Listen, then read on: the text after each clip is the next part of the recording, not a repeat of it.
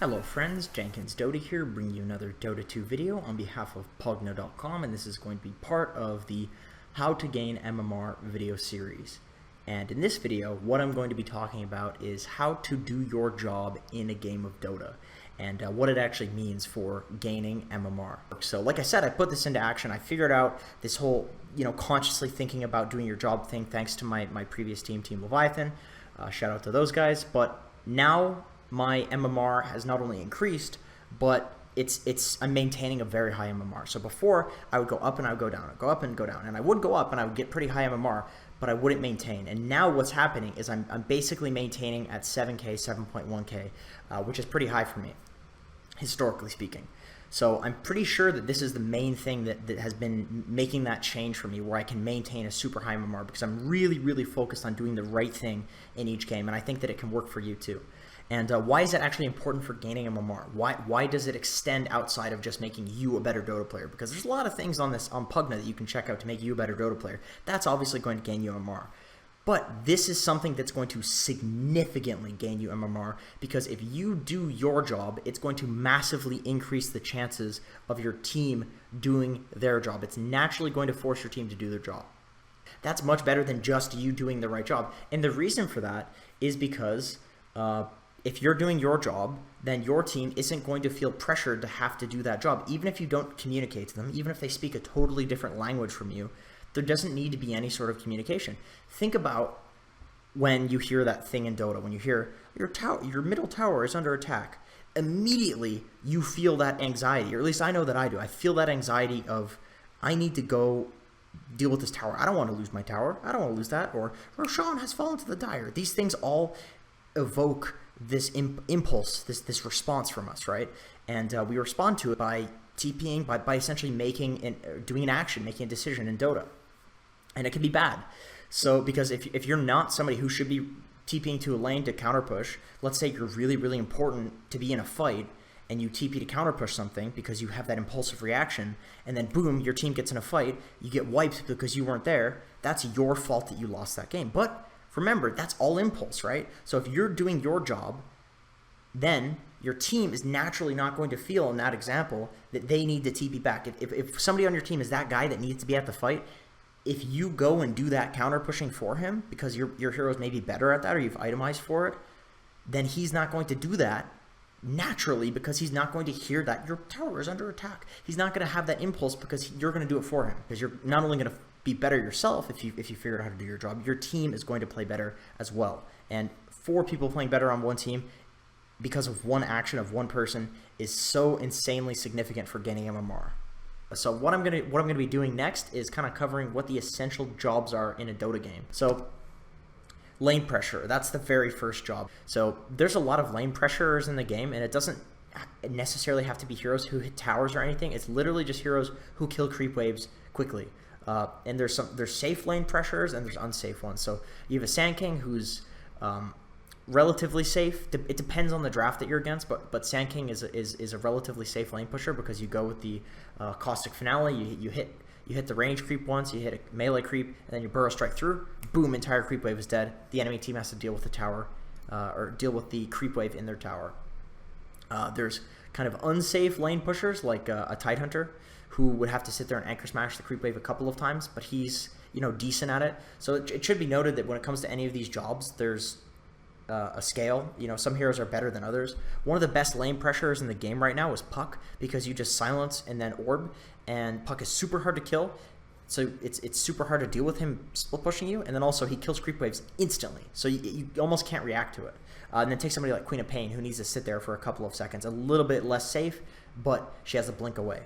So how does it actually hurt you to lack the lane pressures?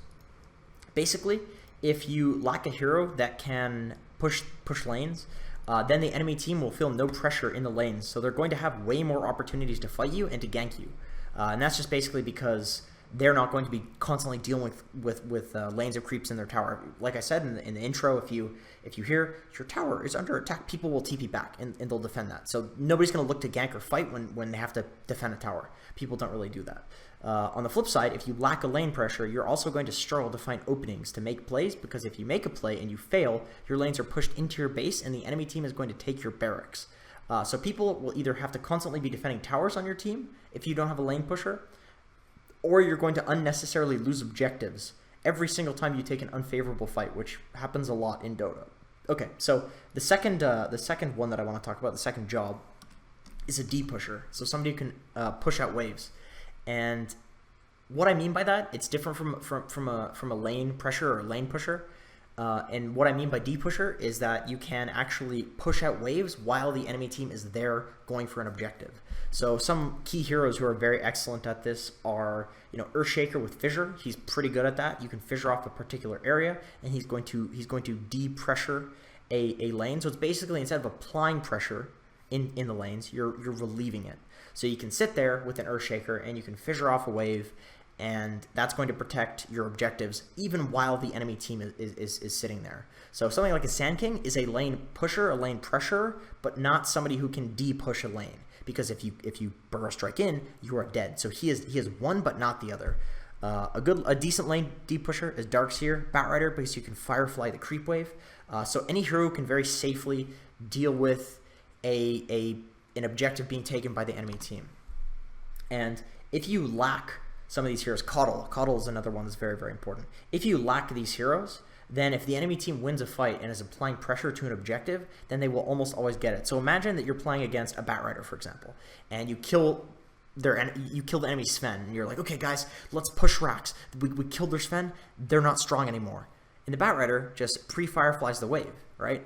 And then you hit the tower a couple times, the wave dies because Batrider, and then the tower starts hitting you. And then things start getting real scary, because you're thinking, okay, now our Ursa or whatever is at 50% HP because he's been taking tower hits. What do? You back off and you heal. Wait for the next wave.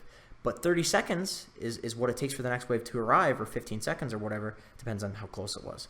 And now the Sven is back alive because the Batrider was de-pushing a wave.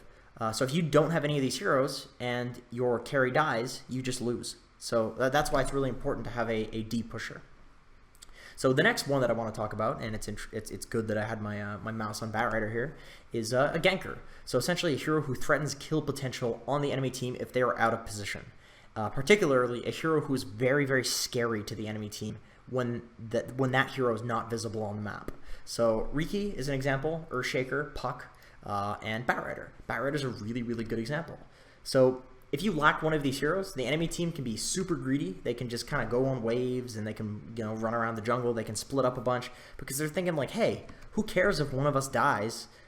We have a bunch of people farming, and these people aren't gankers. They're just going to go try and team fight, and then they're going to get one kill. Who gives a damn? But if you have one of these gankers and they're not showing on the map, everybody has to play scared. Just imagine this if you're in a game against a Batrider who's Blink and a Force Staff, and you don't see him, you can risk just standing on creep waves, but you're probably going to jungle because it's like, oh, I don't want to stand on a creep wave because then I'm just going to be envisioned. Bat's going to go for me. So that alone is a gold loss that you're suffering because the Batrider exists on the enemy team. So Bat's a really good example of this. Most stunning heroes, if they're invisible, Blink heroes mostly, these initiators are super good. So this kind of is lumped in. The gankers are kind of lumped in with initiators as well, and as well as the next initiators also kind of lumped in with this next job, which is a team fighter. So a team fighter is basically a hero who makes your team actually capable of taking a full 5-on-5 engagement with the enemy team at some point during the game.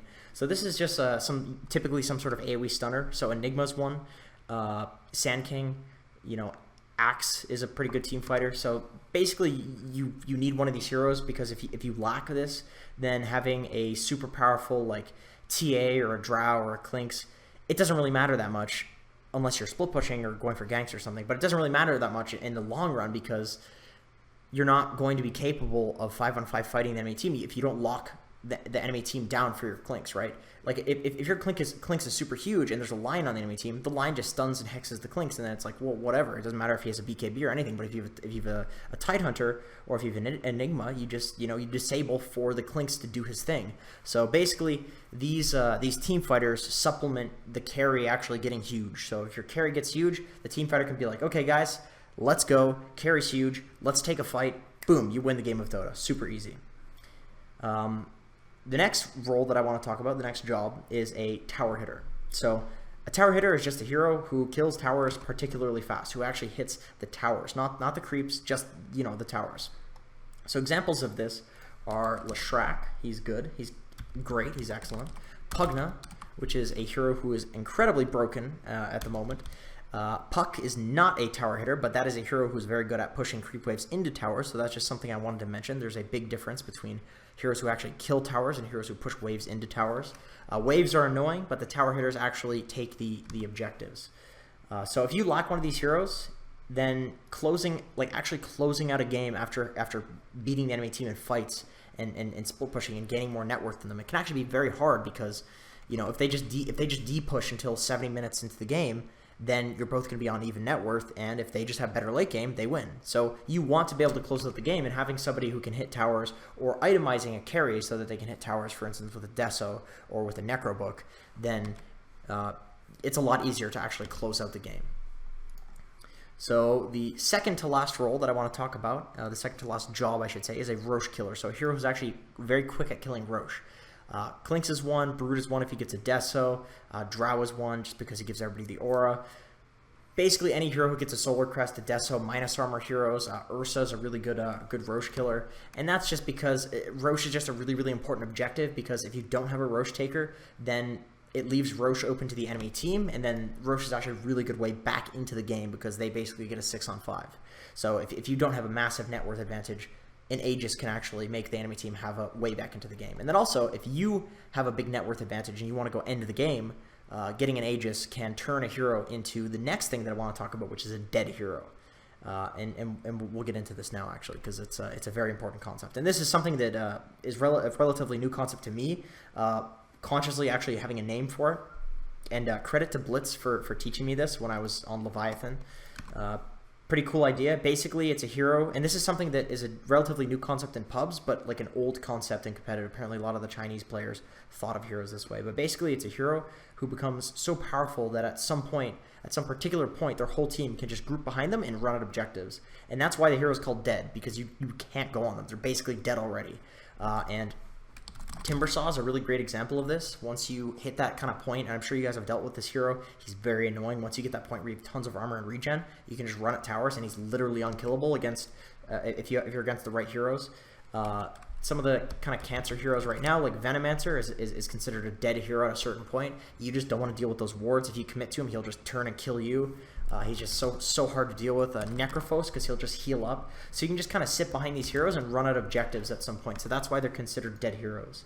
And the reason that this is a class of heroes, the reason that this is a job, is because if you have one of these heroes and you have the game go particularly well, you can just run out objectives, and it makes the game super easy to actually close out. This is another one of those things that if you lack it, it actually becomes pretty hard to end the game, to actually end out the game, because at some point you want a group of 5 and you just want to take their barracks, right? But if you can never do that because you're never strong enough to do that, because you don't have a hero who can become dead on your team, then you have a problem.